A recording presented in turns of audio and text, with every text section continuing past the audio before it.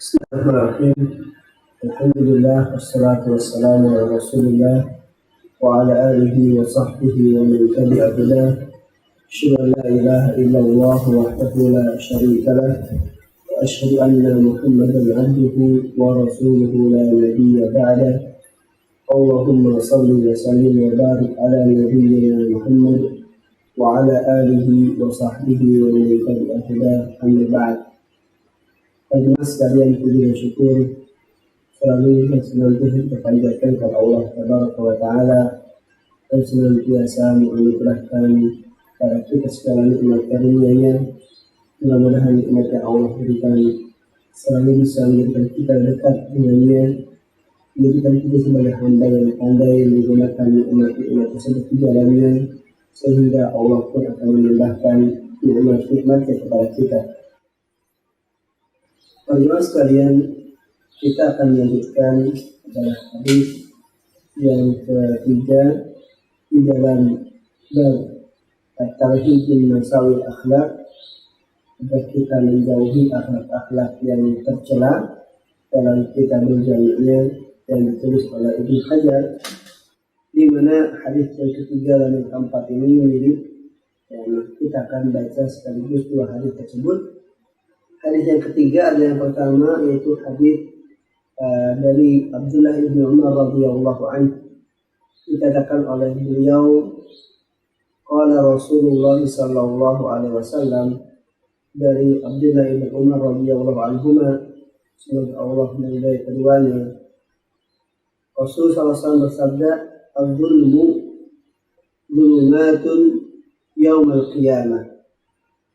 Kata Rasul dengan bahasa yang singkat, al-zulmu, kezaliman itu, zulumatun yaumal qiyamah, merupakan kegelapan-kegelapan di hari kiamat nanti.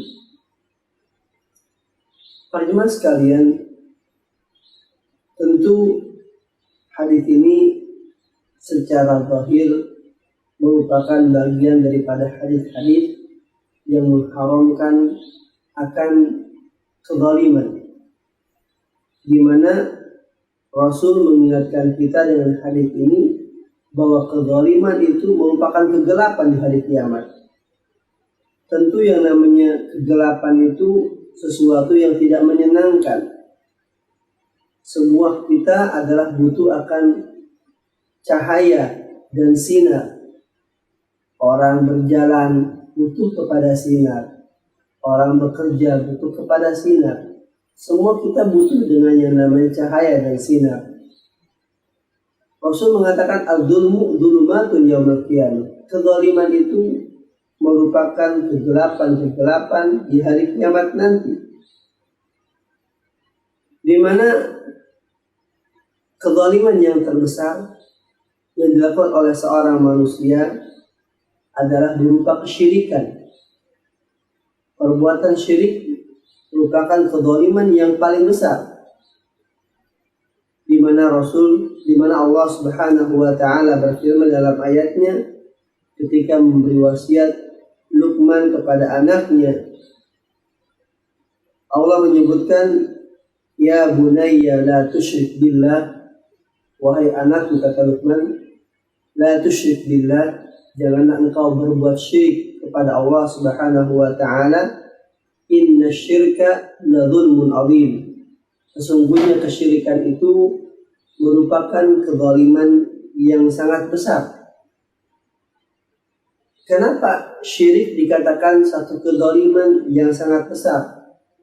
Pertama adalah bahwa ibadah yang Allah perintahkan kita, ibadah yang merupakan tujuan dari Allah menciptakan manusia, itu kita harus tujukan dan arahkan hanya kepada Allah. Ketika kita memalingkan ibadah ini yang harusnya hanya kepada Allah tapi kepada makhluknya, maka ini merupakan suatu kezaliman. Di mana makna zalim itu menempatkan sesuatu bukan pada tempatnya. Tempatnya ibadah itu hanya kepada Allah, ditujukan hanya kepada Allah. Ketika dipalingkan kepada selain Allah, maka kategorinya zulim. Kategorinya zulmun. Itu merupakan kezaliman. Dan karena yang dilakukan oleh manusia terkait dengan hak-hak Allah Subhanahu wa taala dari kezaliman tadi, maka itu merupakan kezaliman yang terbesar. Inna syirka la zulmun azim. Sesungguhnya kezaliman dari syirik itu adalah merupakan kezaliman yang sangat besar. Para jemaah sekalian, tentang haramnya kezaliman ini pun banyak sekali ayat-ayat dan hadis dari Rasulullah SAW yang menunjukkan kepada hal tadi. Di antaranya dalam satu hadis qudsi, Rasulullah SAW bersabda, qala Allah Ta'ala, Allah berfirman, kata Allah, ya ibadi, wahai hamba-hambaku. Allah berfirman, ya ibadi, wahai hamba-hambaku. Apa kata Allah? Inni haramtu dzulma ala nafsi. Kata Allah, aku telah haramkan kezaliman untuk diriku. Artinya Allah tidak akan berbuat zalim kepada siapapun. Wa ja'altuhu bainakum muharrama. Sebagaimana Allah telah menjadikan kezaliman itu haram untuk dirinya, sehingga Allah tidak menzalimi siapapun. Kata Allah, wa ja'altuhu bainakum muharrama. Dan aku pun telah menjadikan kezaliman ini sesuatu yang diharamkan di antara kalian. Para jemaah sekalian, Imam Ibn Rajab Al-Hambali rahimahullahu ta'ala menjelaskan kepada kita bahwa kezaliman, kata beliau, ada dua jenis. Ada kezaliman seseorang terhadap dirinya. Artinya dia berbuat zalim, di mana dengan kezaliman itu yang termadaratkan, yang terkena dampak negatifnya adalah dirinya sendiri. Ini dikatakan zulmun nas, ya kan? Seseorang menzalimi dirinya sendiri. Kok bisa ya orang menzalimi dirinya sendiri? Dia berbuat sesuatu yang buruk yang akan mencelakakan diri sendiri. Tentu ini sangat bisa. Ya secara logis tentunya nggak perlu dia lakukan. Tapi dia lakukan kenapa? Karena mengikuti langkah-langkah syaitan. Karena dia tertipu dengan segala tipu daya syaitan, sehingga dia terjatuh kepada kezaliman seperti ini. Dia menzalimi dirinya sendiri. Tadi yang terbesar daripada kezaliman seseorang terhadap dirinya yaitu berupa perbuatan syirik yang dilakukan kepada Allah Subhanahu wa taala, di mana dia menjadikan makhluk adalah pada kedudukan Allah Subhanahu wa taala. Dia menjadikan makhluk sebagai tempat bergantung, padahal dia harus hanya bergantung kepada Allah. Dia jadikan makhluk sebagai tempat tujuan doa, padahal dia harus berdoa hanya kepada Allah. Maka bentuk ini disebut kesyirikan. Kemudian yang kedua adalah dari bentuk kezaliman terhadap diri selain tadi kesyirikan, yaitu adalah perbuatan-perbuatan maksiat yang dilakukan oleh seseorang dengan segala macam bentuknya. Itu kata beliau juga masuk kepada seseorang menzalimi dirinya sendiri. Katakan dia berbohong, dia berkata kotor, di Ramadan, ya kan? Ketika dia berbuat seperti itu termasuk dia menzalimi dirinya sendiri dengan perbuatan-perbuatan maksiat yang dia lakukan. Kemudian yang kedua, kezaliman yang disebutkan oleh Ibnu Rajab Al-Hambali rahimahullahu ta'ala adalah kezaliman seseorang terhadap orang lain. Jadi bukan terhadap dirinya. Dia berbuat zalim tapi kepada orang lain. Baik terkait dengan jiwa orang, misalnya dengan membunuhnya, naudzubillah, atau terkait dengan harta orang, mengambilnya, mencurinya, merampasnya, atau terkait dengan harga diri orang, dengan menuduhnya. Ini semua merupakan bagian-bagian yang diharamkan dalam Islam. Sehingga Rasulullah SAW mengingatkan dalam haji wada'nya, di mana dihadiri oleh seluruh kaum muslimin ketika itu yang ikut bersama Rasul SAW dalam haji. Kata Rasul, inna dima'akum wa amwalakum wa a'radakum alaikum haramun. Kata sesungguhnya darah kalian, wa amwalakum dan harta-harta kalian, wa a'radakum dan harga-harga diri kalian, alaikum haram adalah haram untuk kalian ambil dengan cara yang tidak benar. Kahurmati yaumikum hada, sebagaimana haramnya atau mulianya hari ini, fi syahrikum hada, pada bulanmu ini, fi baladikum hada, di negerimu ini. Jadi ini merupakan dalil bahwa sesungguhnya tidak boleh seorang menzalimi orang lain dengan apapun, dengan ucapannya, dengan lisannya, dengan perbuatannya, baik terkait tadi dengan darahnya, hartanya, kehormatannya, tidak boleh. Jadi Islam menegaskan kepada kita, al-zulmu zulumatun yaumal qiyamah. Kezaliman yang dapat seseorang itu bisa mendatangkan kegelapan-kegelapan kapan? Pada hari kiamat. Rasul mengaitkan perbuatan di dunia kita ini dengan hari kiamat. Menunjukkan apa? Menunjukkan kepada kita bahwa segala sesuatu yang kita lakukan akan mendapatkan hisab di Allah Subhanahu wa taala. Allah akan memperhitungkannya, sehingga kita harus waspada. Jangan sampai kita pandai berbuat tapi kita tidak pandai berhitung. Kita pandai berkata namun tidak kita pandai berhitung apakah perbuatan kita, ucapan kita ini akan membawa kebaikan untuk kita atau tidak. Ya, Rasul mengingatkan al-dzulmu dzulumatun yaumal qiyamah. Oleh karenanya para jemaah sekalian, dalam hadis yang diriwayatkan oleh Imam Bukhari dari sahabat Abi Hurairah radhiyallahu anhu, Rasul menegaskan kepada kita tentang masalah kezaliman yang berkaitan dengan orang lain atau manusia. Apa kata Rasul? Man kanat indahu madlamatun li akhihi, barang siapa di antara kalian yang memiliki kezaliman, di mana orang ini berbuat zalim kepada saudaranya, falyatahallal, maka hendaklah orang tersebut minta halal darinya, minta dimaafkan darinya. Kenapa? Qabla an tu'khadhu hasanatuh, sebelum nanti di akhirat akan diambil kebaikannya. Jadi kalau orang berbuat zalim sementara dia adalah tidak minta maaf, tidak minta halal dari orang yang terzalimi di dunia, maka nanti di akhirat akan diambil kebaikan orang pembuat zalim tadi itu dari kebaikannya.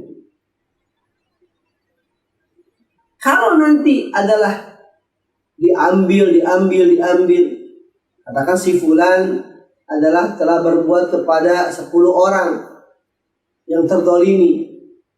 Ketika tidak minta maafnya di dunia, maka nanti yang 10 orang ini akan apa? Akan mengambil kebaikan orang tersebut. Kalau si A ngambil, si B ngambil, si C ngambil, si D ngambil, ternyata baru sampai 5 orang sudah habis kebaikan kita, diambil oleh mereka. Maka kata Allah, kalau sudah habis kebaikannya, apa? Akan diambilkan keburukan orang yang terzalimi dan ditimpakan kepadanya, sehingga dengannya orang itu akan tercampakkan ke dalam neraka. Jadi ini bahaya sekali. Kezaliman yang dapat oleh seseorang ini merupakan dulumat, ya kan, kegelapan di hari kiamat nanti.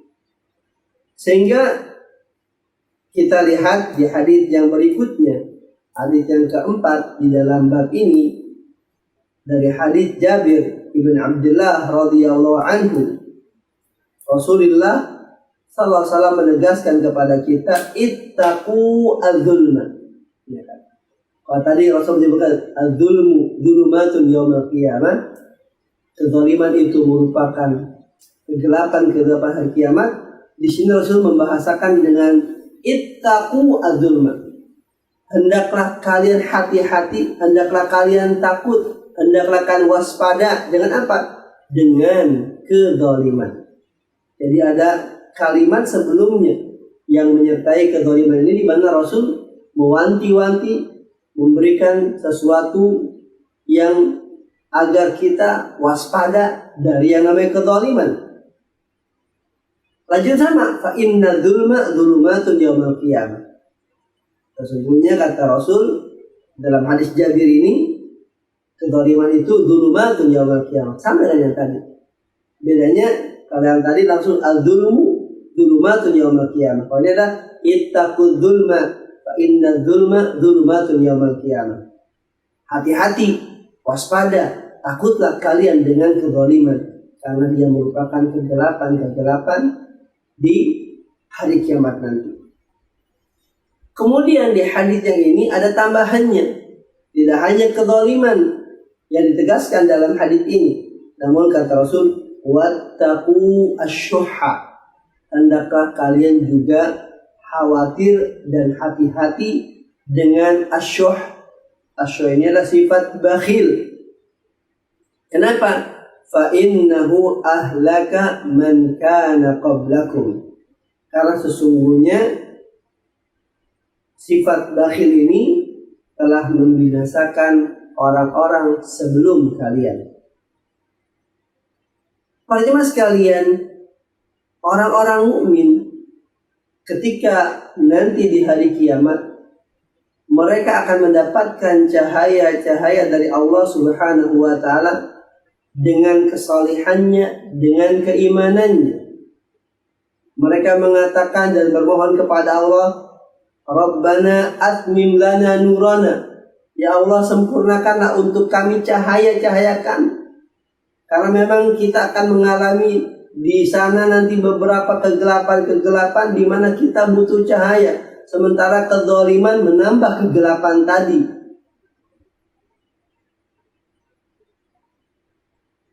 Para jemaah sekalian, tentu yang namanya kebakhilan, sifat kikir, adalah satu sifat yang tercela dalam Islam. Yang membuat seseorang adalah memiliki sifat ini karena orang sangat cinta kepada harta.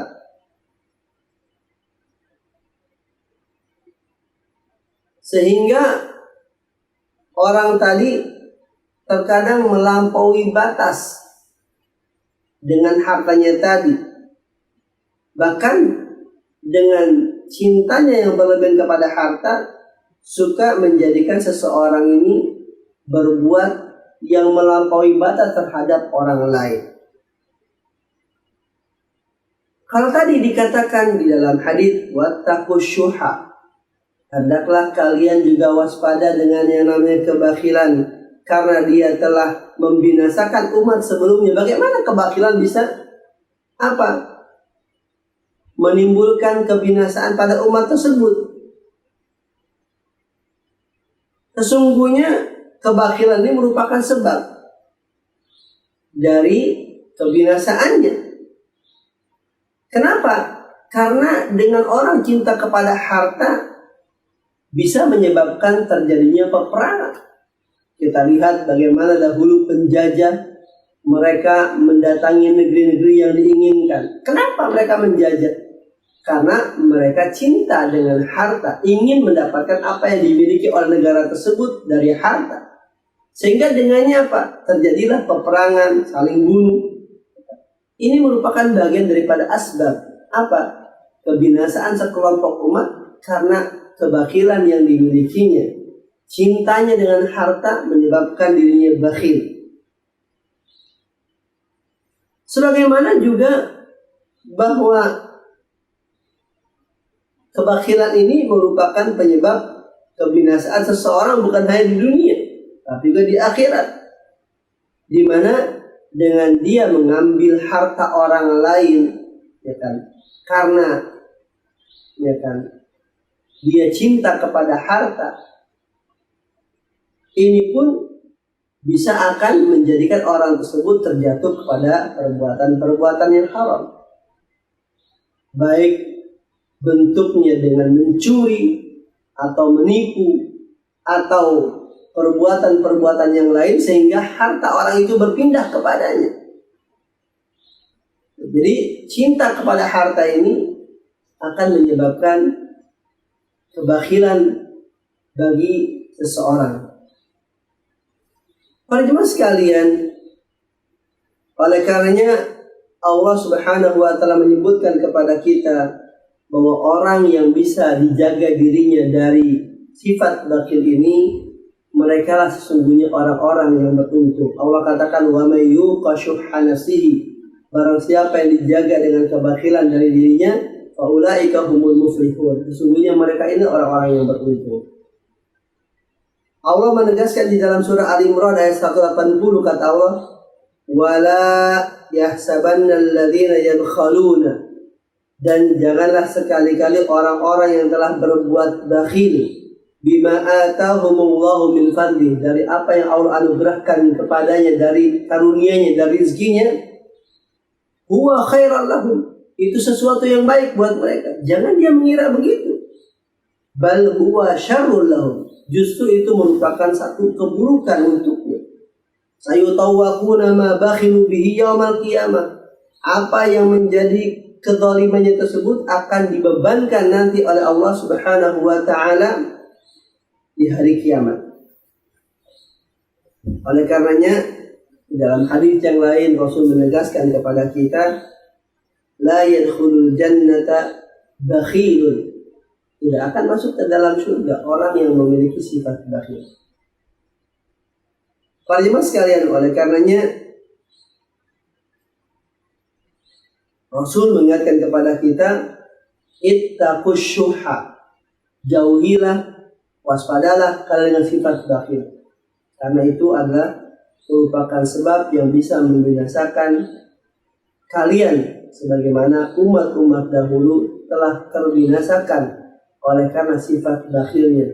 Dimana dengan sifat bakhil tadi yang dimiliki dari harta dan sebagainya menyebabkan dia adalah berbuat sesuatu yang diharamkan, mengambil harta orang lain dan seterusnya. Para jemaah sekalian, terlebih kita tidak berada di bulan Ramadan, hendaklah kita berupaya untuk bisa memperbaiki diri kita, untuk tidak berbuat zalim terhadap diri kita, untuk tidak berbuat zalim kepada orang lain, dan juga untuk kita tidak berbuat bakhil. Ya kan? Kenapa? Karena semua itu merupakan perbuatan-perbuatan buruk yang dilarang dalam Islam. Mudah-mudahan Allah Subhanahu wa taala memudahkan kepada kita untuk selalu bisa berbuat adil dalam kehidupan kita, dalam beribadah kepada Allah Subhanahu wa taala, berbuat adil kepada juga orang-orang yang berada dekat dengan kita. Begitu pula kita bisa berbuat sesuatu yang baik dari infak, sehingga itu akan memberikan kebaikan-kebaikan untuk kita, terutama di bulan Ramadan, di mana Rasul sangat suka untuk berinfak lebih daripada di bulan-bulan yang lainnya. Demikian yang berjalan, mudah-mudahan bermanfaat. Subhanallah wa bihamdik, asyhadu an la ilaha illa anta, astaghfiruka wa atubu ilaika. Assalamualaikum warahmatullahi wabarakatuh.